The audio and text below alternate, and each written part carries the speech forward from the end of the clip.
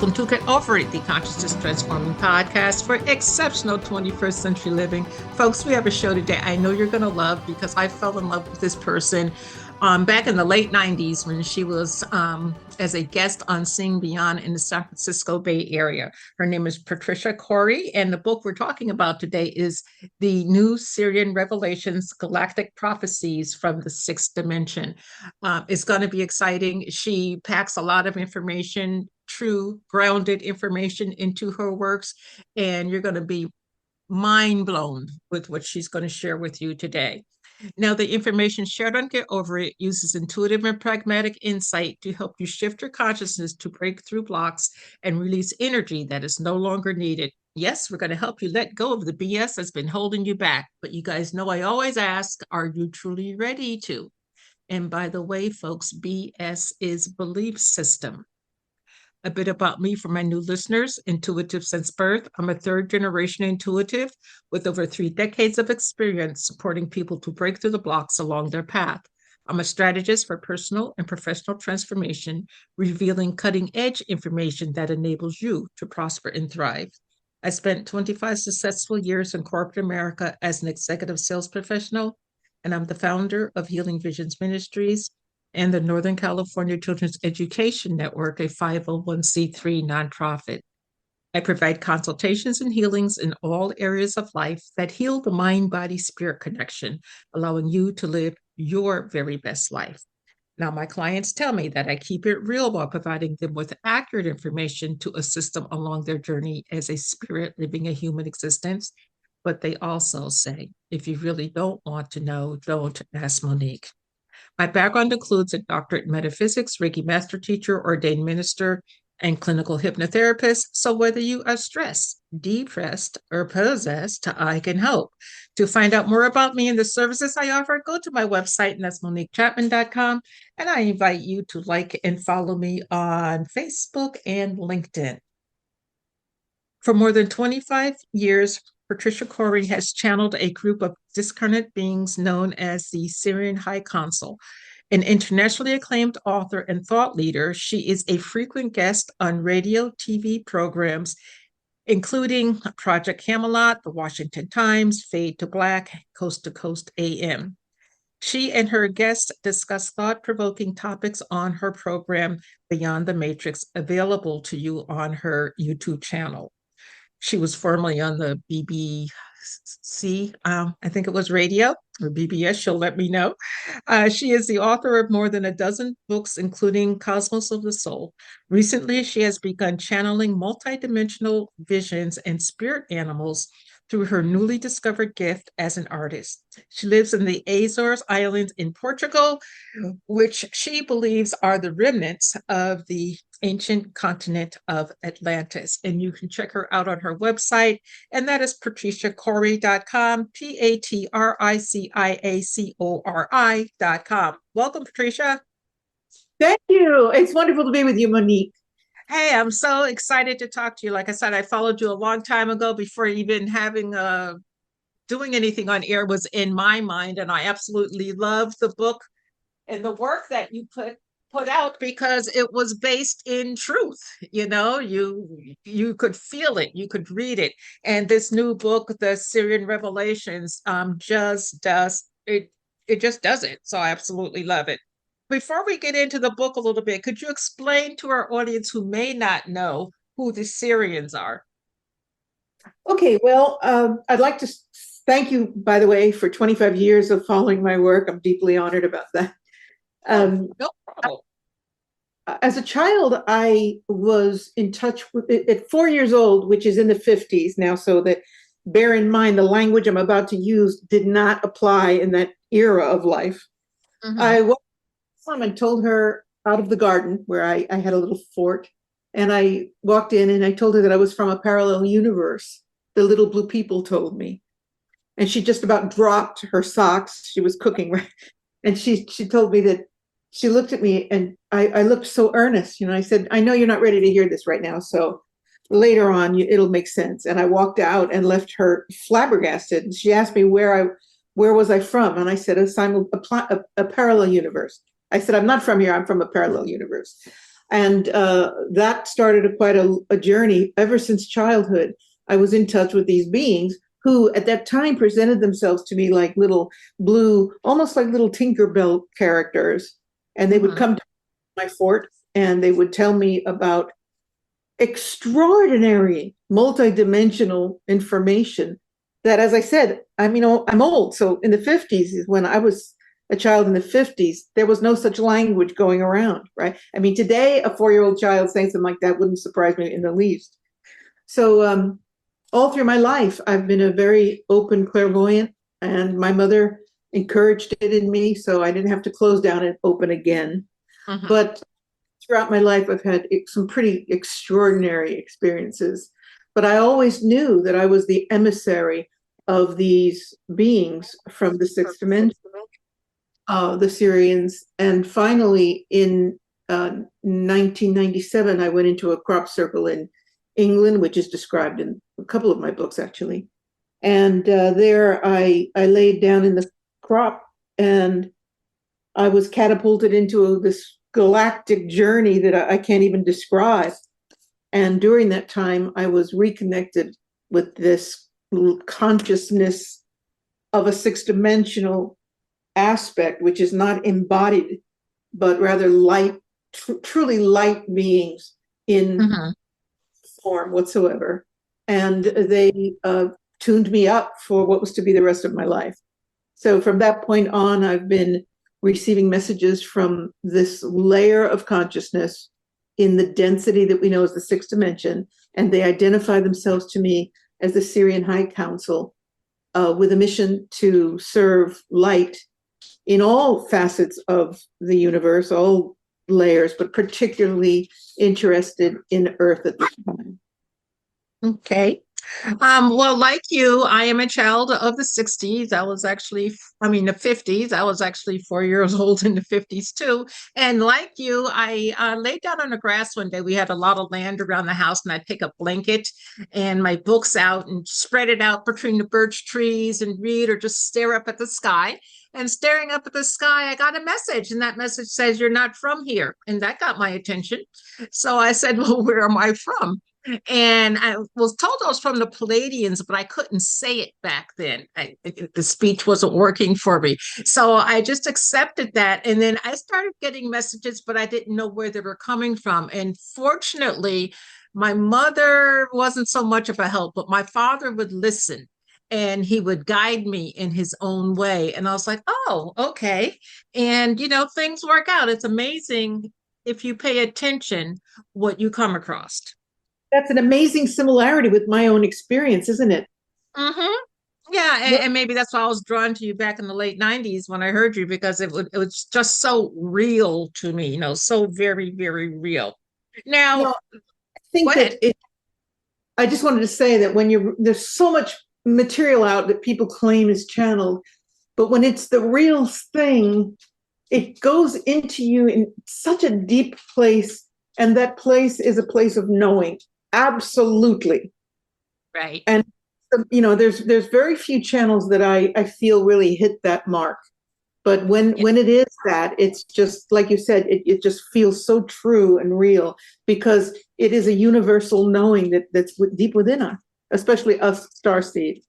Yeah. Well, it's interesting. We've got the governments of the world trying to control us, which we'll get into in a moment. But we also have what I call false psychics, false prophets, false metaphysicians who are putting out a story of their own, and they don't even realize they've been corrupted by the dark forces, and they just keep spewing information, which is, theirs to spew. I'm quite sure they find people to follow them, but it's not true. So folks out there, when you are growing and exploring on your spiritual journey, be conscious, because just because it's printed or said doesn't mean it's correct. Investigate. What are your thoughts on that? Oh, I love hearing you say that, Monique. And I want to add to that, I've been actually seeing paragraphs of my works written with someone else's name under it. And I've had to say, I'm sorry, but if you're using my words, which are not even my words, they're the Sirians, you can't simply put your name on it. and they kind of disappear usually. But there are a lot of frauds out there, and there are a lot of people that just regurgitate information, but it doesn't have the soul of really pure material. It's a regurgitation. So what I try to tell people is, first of all, use your discernment. Does it ring true within you? Does it have authenticity? Does it inspire you? And most of all, does it say to you, I already know this. I know this deep down inside me. And most importantly, is it egoless? That's because the key, that one word. You've got to be egoless. And no, throughout my books, I keep addressing that. It's like, I'm an egoless service. I'm only a transmitter. I can't take credit for this. I'm just serving as a scribe. And only ego is out of the way can you be in that pure channel capacity. And that's where you can catch a lot of fraudulent stuff, because it's full of ego. Yeah. Yeah. I've got one particular client. I know you're on YouTube, and God bless you. But I've got one particular client who lives on YouTube. Everything they read on YouTube is right in their mind, which is their choice. However, I started looking at some of what this person was telling me, and I'm like, oh my goodness, you're so far off the mark, and you're wondering why you're not growing the way that you want to grow. So folks, be careful out there. Okay. Be careful. Like, Patricia said, if it hits you at the soul, it's good information. Doesn't hit you at the soul, let it go. Now, your work talks about the Sirian experiment and how we were seeded by ET and extra-dimensional beings. And they were overseen by the ascended Sirian masters. So can you tell us a little bit more about that, so people can get a true understanding of who it is, the energy that you're working with? All right. So in the books, in all of the books, there's mention or the reference to this great experiment by the Sirians. And so we go back 150, 200,000 years to the seeding of Homo sapiens on this planet. Never finding the missing link, suddenly this extraordinary being, this species, Homo sapiens, comes to life on planet Earth. And what the Sirians say is that it's not that there's a missing link, it's that we are the seed of several, 12 to be precise, species from beyond the Earth. And this was orchestrated by the Sirians because they wanted these highly developed civilizations wanted to nest a new being, Homo sapiens, 12-stranded, Christed beings that would hold the light on this planet, because they knew this planet was going to go through a very difficult passage in its evolution, and also to serve as representatives and emissaries for the entire solar system, for the light forces. So we were created as an experiment. So, genetics experimentation isn't limited to the Earth. The difference is what they're doing in laboratories now is dark, and what they were doing then was light. The idea to create a super evolved Christed species. Unfortunately, and so we were let me interrupt myself, created with 12 active strands, illuminated strands of DNA. What happened was that there was interference by the group we know as the Anunnaki, because they wanted no interference on this planet, because they were determined to own and possess the Earth from way back. And so they interfered. It's kind of complicated to try to run this down in 2 minutes, but they threw an electromagnetic grid around this planet, which is still there today. And this grid dramatically affected the DNA and took us back down to 2 strands. Basically, it disassembled, disrupted the matrix, in the purest sense of the word matrix, or the geometry of this complex 12-stranded light structure, and took us down to survival mode in 2 strands, the double helix. So go ahead. So here we are now trying, and the work that I've been doing all these years is trying to help people understand that they can rebuild some of those strands, recreate the sacred geometry that was within us, and that is part of our ascension process that so many of us are focused on at this time. Yeah. But, it's really essential to rebuild that DNA, because my take, and I think your take might be similar on COVID, is that it came in, however it was created, to destroy our DNA as it exists today. What are your thoughts on that? Well, that's exactly right. And you mentioned before we went on the air, my other book, Hacking the God Code. That's what it's all about. How that was a setup to disrupt the DNA, to basically destroy what remains of Homo sapiens and turn us into AI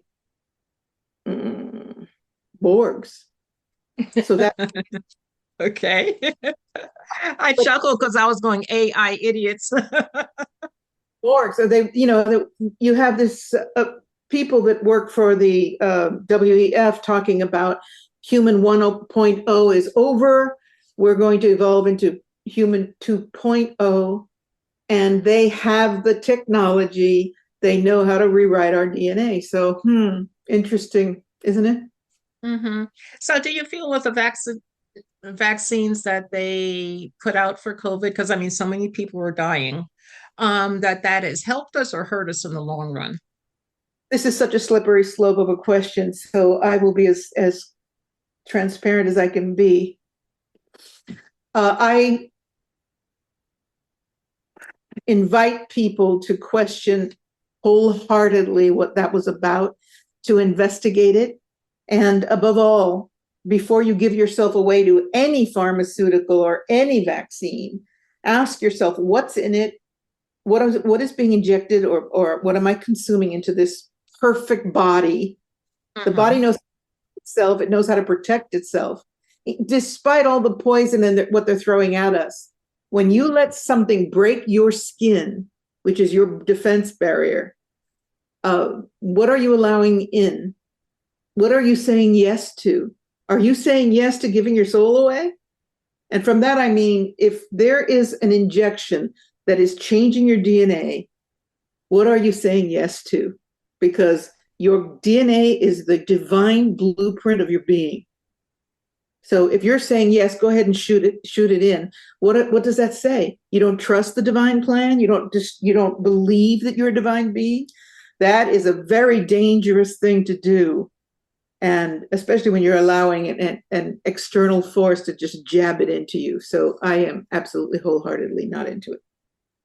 Well, it's interesting, as you said, that I'm in San Francisco Bay Area, and as you said, injecting anything into your skin is breaking the barrier of protection. And in San Francisco, they're giving out free drugs and free needles to, all of these addicts. They've the people have destroyed themselves willingly, but it seems that the system is helping them to destroy themselves. Well, Monique, I'm from the San Francisco Bay Area too. I don't know if you knew that. I didn't. I grew up in San Jose. Okay, I'm in Fremont. Oh my God, that's where my family was. Oh. So okay. what is a drugged society is a controllable society. So you have places like San Francisco and Seattle and pretty much the blue states that are handing out all this paraphernalia, crack pipes. It's shocking to me what they're doing. Basically encouraging people to use street drugs. And of course, sanctioning it, no criminality to it. So people are shooting up openly in the streets.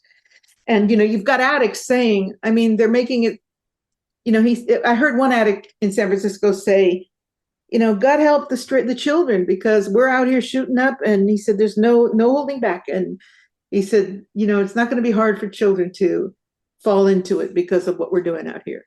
So there's the drug sanctioning, there's the pharmaceuticals. I've heard that as 4 out of 10 people in the United States, of course, statistics, you can never really trust them, but 4 out of 10 people in the United States are on some sort of mood altering or mind altering drug, pharmaceutical drug. And 7 out of 10 people are on some sort of pharmaceutical medication. It's like, what is civilization if everybody's got to take medication to survive? Well, they've mass mind programmed us, I think, into that's the way to go. And Right. if you even mention alternative to an allopathic doctor, they look at you as if you are about to stab them with a dagger, because they're like, no, no, no. They poo-poo anything that they haven't learned in medical school, which I am discovering. Yes, people in medical school, you're smart, you learn a lot, but your mind is like tunnel visioned, in my Well, opinion. the problem is that big pharma runs the world. The big pharma lobby in government worldwide is the most powerful, more powerful than lobby, including weapons. So And that in itself is frightening. it is, and that means, so if they have the power to lobby the governments to do what they want, people will continue to stay sick because a healthy society doesn't sell pharmaceuticals or drugs, right? Whether or not drugs because of mental illness, which is another whole question, or whatever. The bottom line is being drugged by any kind, whether it's illicit or legal medication, indicates there's something wrong. And it's one thing that, when you go through your youth and you experiment a little with drugs. I mean, I'm not here to be an advocate for either position, but when that much of society is on medication, drugs, something's wrong.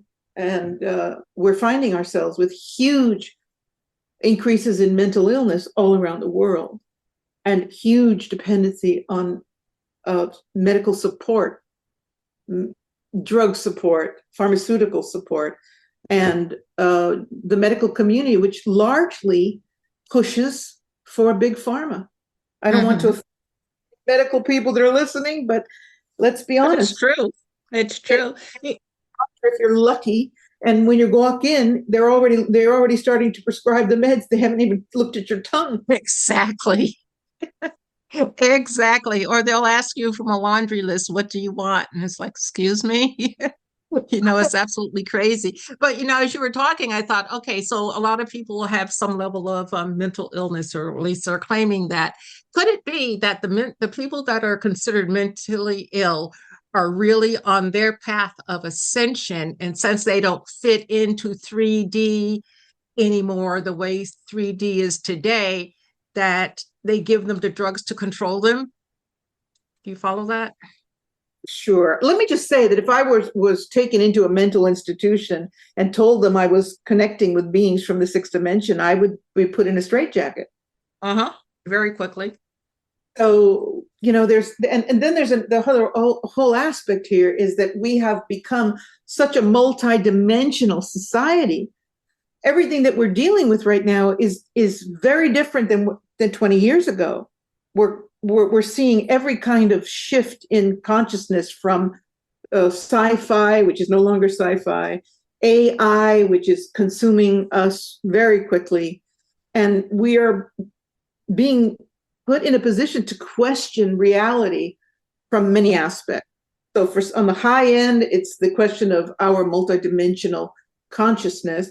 From the low end, it's like AI is, I'm going to put a headset on. What do they call it? The whole. Oh, that thing. I know what you mean, but I don't know what it's called. I can see it. These people that are living inside the metaverse, that is still another dimensional consciousness, even though it's not higher dimensional. It's another. So we're seeing society shifting away from what it was 20 years ago into a whole new aspect or perception of what the meaning of life is and the purpose of life. And on the dark side, or the low end, again, some people are saying there is no purpose. What's the point of being here? I'm just suffering and I'm miserable. Lots of victim consciousness. And on the other side, truly spiritual people who are recognizing that this is some sort of a final exam on the University of Spirit on our way to higher ground. It's a very, even though it's difficult, but it's a very exciting time. It is. Now, you say that, we're in 3D now, on our way to 4D, but a lot of people feel we skipped 4D and went to 5D already. So can you address what 4D is? What does that look like? And your thoughts on people who believe we're in 5D now? Well, I find it very strange that people keep talking about 5D. The Sirians said, how could you skip 4D? This is the clearing station. So fourth dimension, according to the Sirians, is, first of all, the point where we are confronting karma. It's almost like purgatory in a sense. And they describe this as a fusing of all the karma that has been created on this planet throughout time, throughout civilization, coming to the surface, bubbling up to the surface, and our individual karma as well, all of it coming up for us to confront. And they said that your karma, your shadow, won't be behind you, it'll be in front of you. And that'll be your own, and that will be the shadow of the entire collective. And it has to be cleared in this fourth dimension.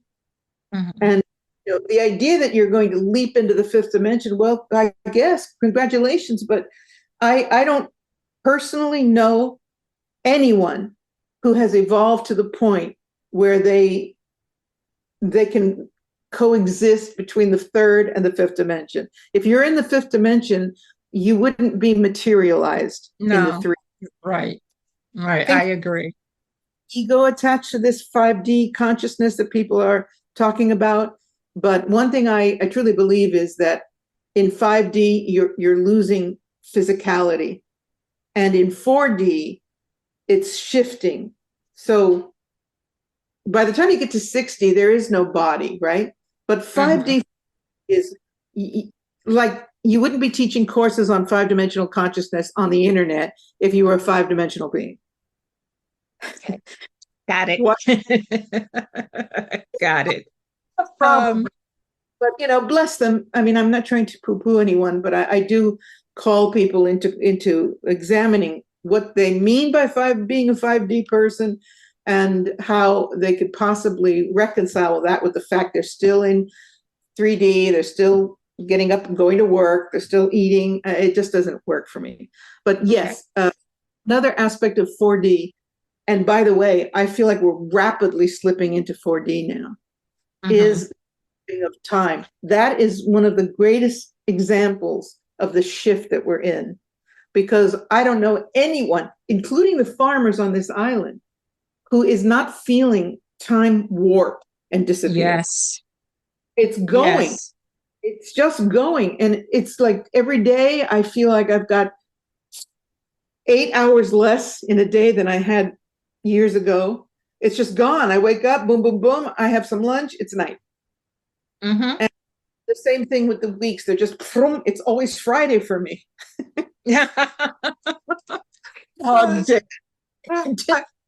I chuckle because my husband and I will get up and we both look at the calendar and what is today? And the council so quickly, even the months. I mean, it's December, it is December already. And it's like, my goodness, it was just July a minute ago, July, it was summer, boom, it's Christmas time. How did that happen? And it was just 2022. And here we're about to go into 2024. Year has just gone. And so in the book, the council talk about this. It's going to befuddle you because it still looks like 3D, but something's changed. And the big change is time. We're into no time, simultaneous reality, which is almost impossible for us to perceive because we're still stuck in the perception of a timeline of the space-time continuum. And that in the fourth dimension, this time is warping and eventually disappears. So that's an interesting thing. And that's, I believe that in the fifth dimension and higher, there is no time. That's why I find it very hard to imagine how anybody's existing in 3D and existing as physical and still believing that they're 5-dimensional beings. But It seems that it's impossible, but people have their stories, and they're okay to have their stories. Absolutely. God bless them all. Yes. Now, it seems like science is trying to turn us into robotic beings. I was watching some weird TV show the other day, and the guy, he wanted a girlfriend, but he wasn't successful. So all of a sudden he withdrew from all of his friends, and they were wondering what was going on with him.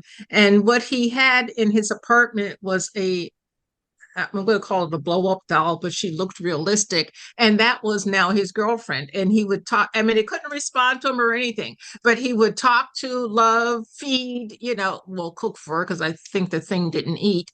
But it's interesting how we're shifting from human to whatever contact. I mean, that for me was a bit weird, and I can stretch things and look at things okay, but that was a bit much. Why are we getting away from the human contact? I mean, cell phones with the kids even 10 years ago, you've got 6 kids in a room and they're all on their phones and they're not paying attention to each other. Well, this is by design. Some people believe that there's an alien species that is completely dominated by AI, and that this species wants to take us to that control system. It's certainly, I don't know who the perpetrator is, but it certainly looks to me like that is the plan for humanity. And people like Yuval, this guy that represents the spiritual, they call him the spiritual advisor to the WEF, he says, we're obsolete. The new model of human will be plugged into AI and be much more sophisticated and much more intelligent.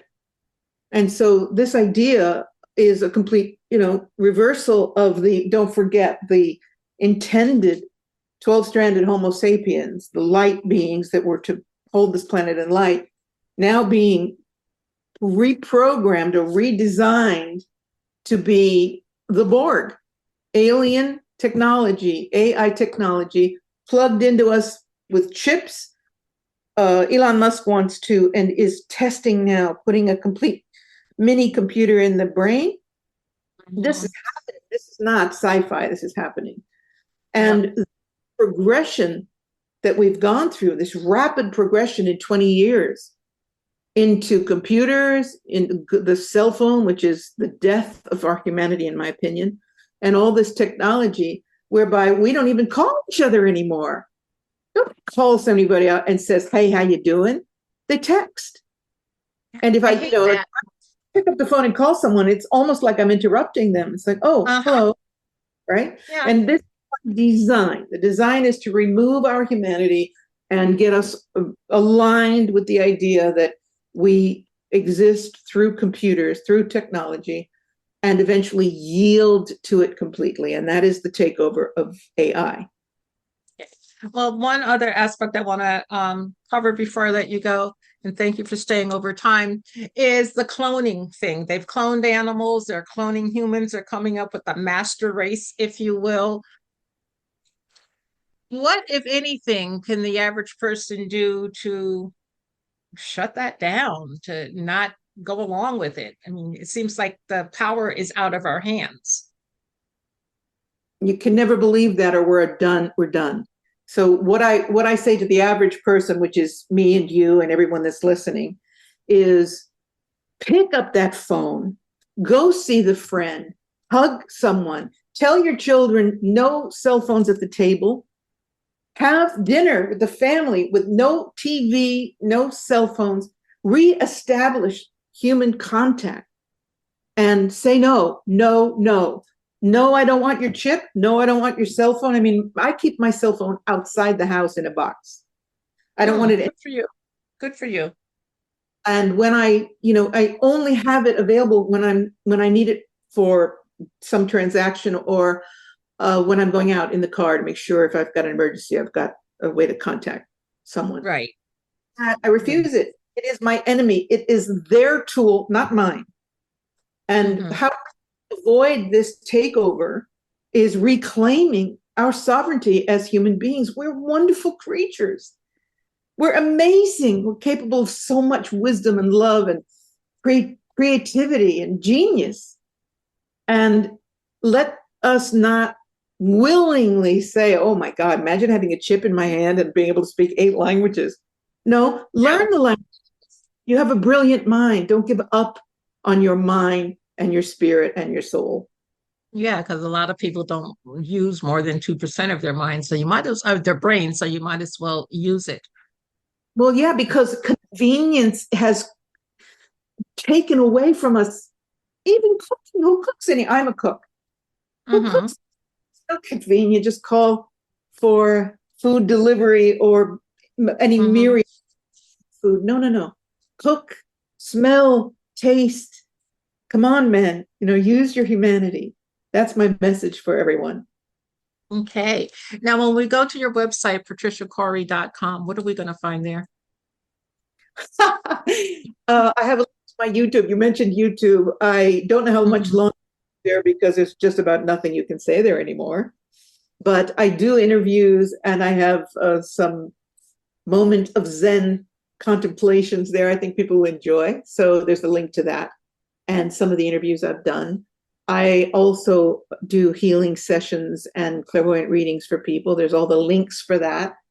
And my books, and now I've started doing channeling artwork. It's really amazing. I woke up on April 22nd and said, I'm going to do some art. Never had a moment of experience or education. And I went down and got some paints. I was almost in my pajamas because I went, if I don't do this now, I'm never going to do it. So I went out and got supplies, and that day I started painting, and I'm now very excitedly immersed in this quite an unusual experience. I've got spirit animals coming through. It's a joyous thing. So there's some of that there too. It's a little bit of a potpourri of things that I do. Okay, well, I can't wait to see your artwork out there among the world. So, keep doing what you are doing.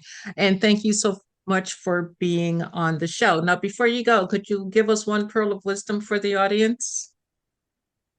One pearl of wisdom. Yes. When you go to bed at night and when you wake up in the morning, repeat to yourself the words, I am a sovereign being. I am a gift of the light. And repeat that word, I am sovereign. I am sovereign. And nothing can enter here unless I invite it in. That is very important at this time. Okay, I absolutely love it. Patricia, thank you so much. It's truly been an honor to have spoken with you and to actually talk to you after all those years of following you and loving your work. I am truly grateful. Thank you, Monique. Same here. And thank you for all the good work that you're doing. Oh, thank you. And to the audience, I am always appreciative of you, and I honor your time and your attention. And everyone, please remember that the most important choice that you can make is what you choose to make important. Consider making the masterful choice of becoming egoless. Abundant blessings, light, and love to all.